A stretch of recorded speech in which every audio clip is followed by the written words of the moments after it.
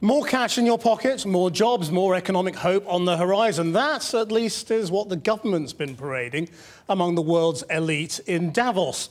David Cameron and George Osborne declaring that new figures paint a picture of Britain's economic success.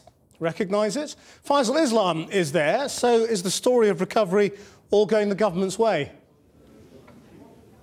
Yeah, Chris, they're trying to rein in their triumphalism, but lets slip occasionally. When I spoke to the Chancellor, he referred to finance ministers who are now winning plaudits who weren't winning them before. I think he was referring to himself perhaps a little immodestly. In general terms, though, it's true that there is a bit of a talk about Britain. There's generalised better confidence about the economy, notwithstanding falls in emerging markets we've had today.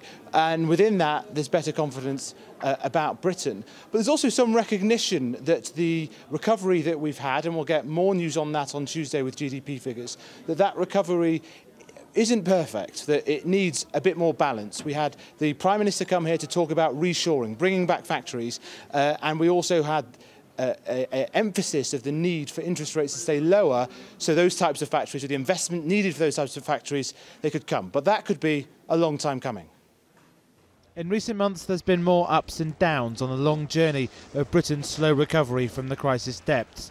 The heavy lifting has been done by the Bank of England's super low interest rates, but a bullish government is now keen to capitalise on and not jeopardise the current economic heights.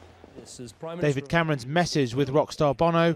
An Irish rock star complimenting a Conservative British Prime Minister for his leadership in the fight against extreme poverty. Anything can happen. Thanks, dude. It was about poverty abroad, but in the main hall he was all economics, telling a new story about promising the return of factories and jobs from countries with cheap labour, reshoring. I want Britain to seize these opportunities. I believe there is a chance for Britain to become the reshore nation.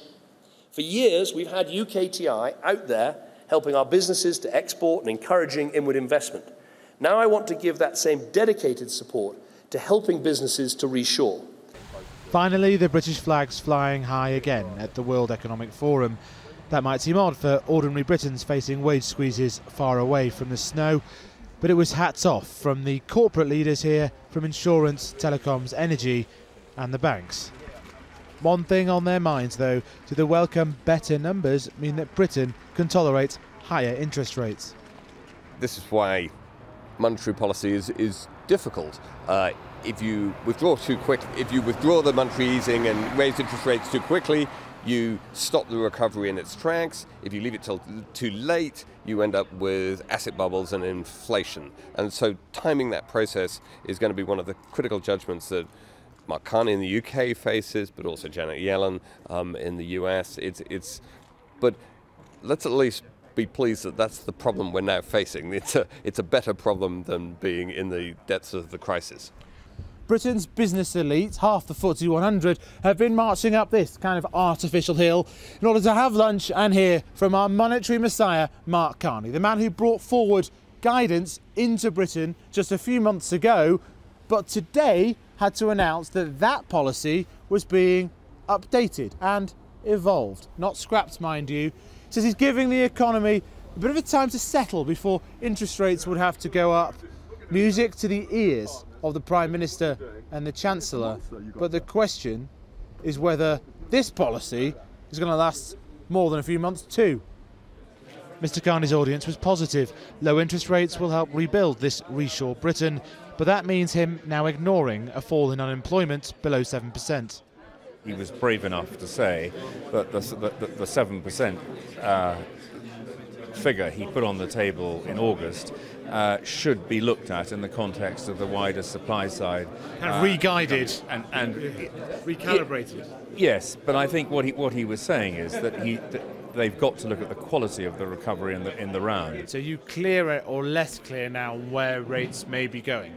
Well, he has sent a very strong signal, I think, that he wants interest rates and he wants stability. The word he keeps using is stability. So the message I picked up from that was that from a business point of view, he sees business investment, stability and confidence as critical to the next stages of growth. And that's why he wants to keep interest rates low until he sees what he calls the escape velocity. The message from Davos: the government and the Bank of England aren't content that the growth seen so far is fast enough.